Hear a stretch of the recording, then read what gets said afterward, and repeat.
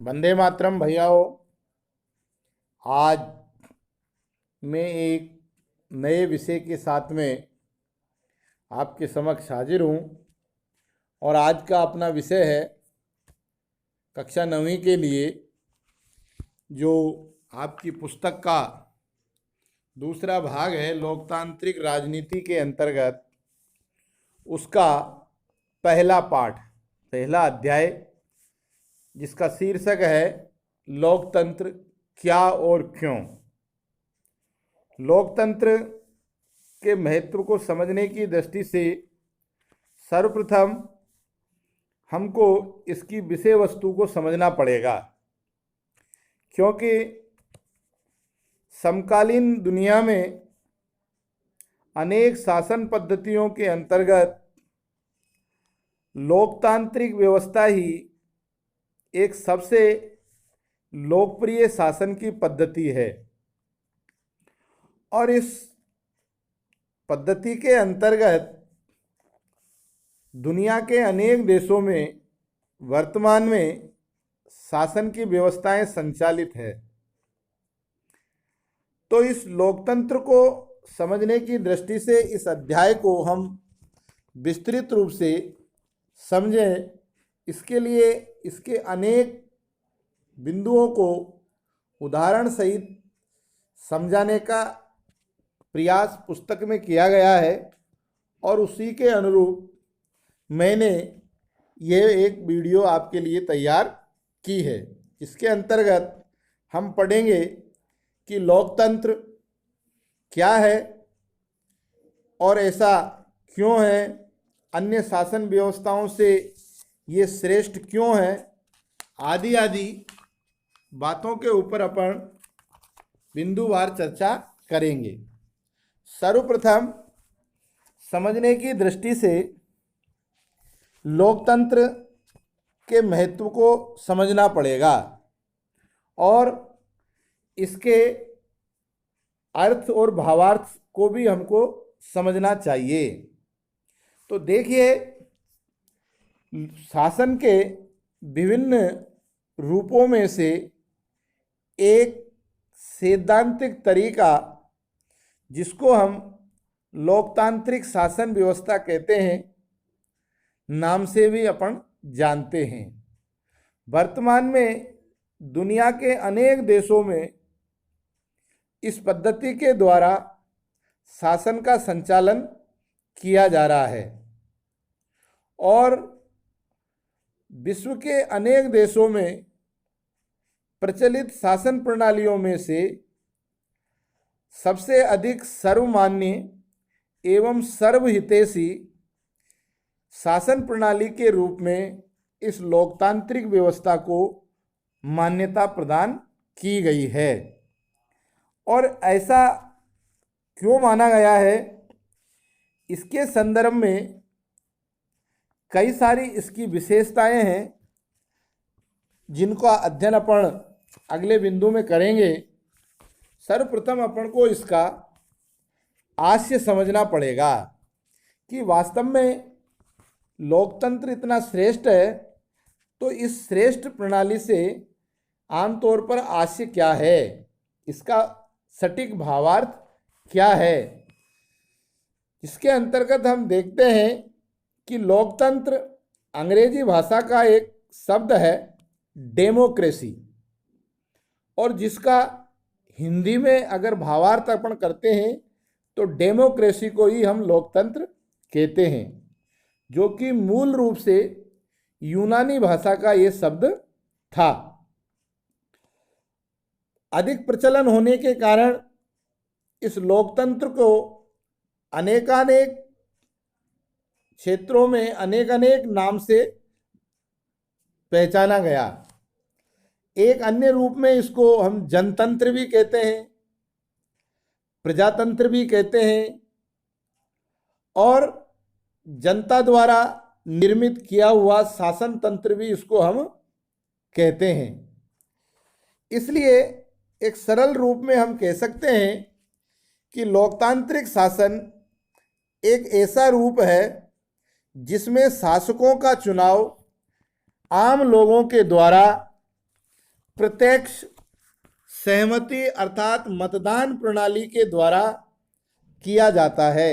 अर्थात इस शासन प्रणाली में व्यक्ति अपने शासक का चुनाव स्वयं करते हैं और उसको शासन के लिए अधिकृत किया जाता है। और अन्य सरल दृष्टिकोण से इसके आशय को समझने की दृष्टि से हम कह सकते हैं कि जब लोगों को अपनी इच्छा के अनुरूप सरकार या शासक चुनने का अधिकार प्राप्त होता है या चुनने का अधिकार मिलना ही लोकतंत्र माना जाता है। अर्थात एक पारिभाषिक दृष्टिकोण से हम कह सकते हैं कि शासन का एक ऐसा स्वरूप जिसमें शासकों का चुनाव आम जनता के द्वारा किया जाता हो। विद्वान जनों ने लोकतंत्र के महत्व को दर्शाते हुए अपने विचारों के अंतर्गत स्पष्ट किया है, जिसमें अमेरिका के पूर्व राष्ट्रपति डॉक्टर अब्राहम लिंकन के अनुसार लोकतंत्र का महत्व बताते हुए उन्होंने कहा है कि लोकतंत्र एक ऐसा शासन है जिसमें जनता के लिए एवं जनता द्वारा निर्मित शासन होता है। अब इसको अगर अपन विस्तृत रूप से समझते हैं तो अब्राहम लिंकन ने लोकतंत्र में जनता को प्रमुख माना है। तीनों रूपों में जनता आगे है, अर्थात इस शासन प्रणाली में जनता का ही सबसे बड़ा योगदान होता है।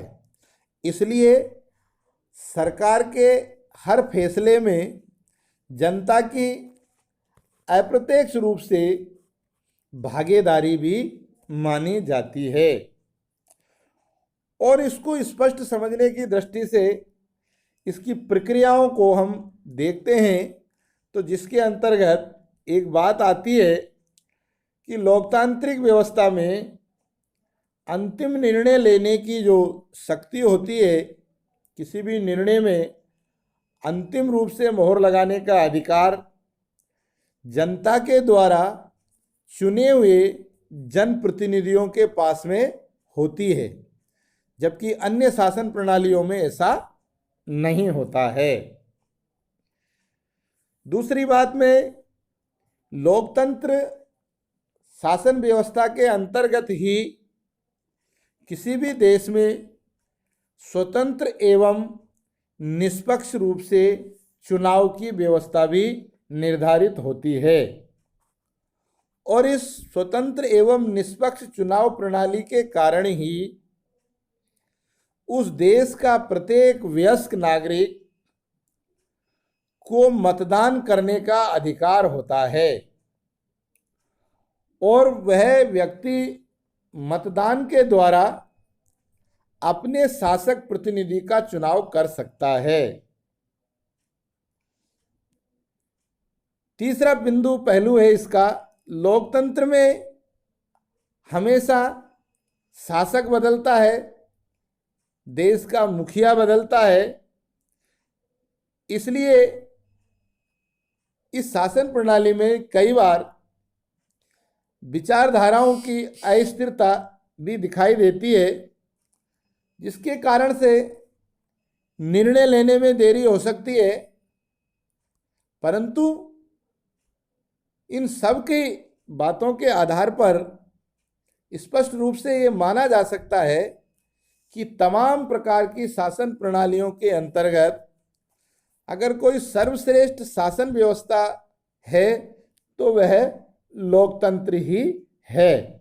क्यों? क्योंकि इसमें शासन व शासकों का चुनाव जनता के द्वारा होता है। इसलिए शासक वर्ग का हर निर्णय जनता के प्रति उत्तरदायी होता है। अर्थात जो कार्यपालिका का मुखिया होता है और उसके सहयोगी जो भी व्यक्ति होते हैं वो सब जनता के प्रति जवाबदेही होते हैं और जनता उनको सबको अपने समस्याओं से संबंधित बातों का समय समय पर अवगत कराती भी रहती है। इसलिए ये सब व्यवस्था लोकतंत्र में ही संभव है।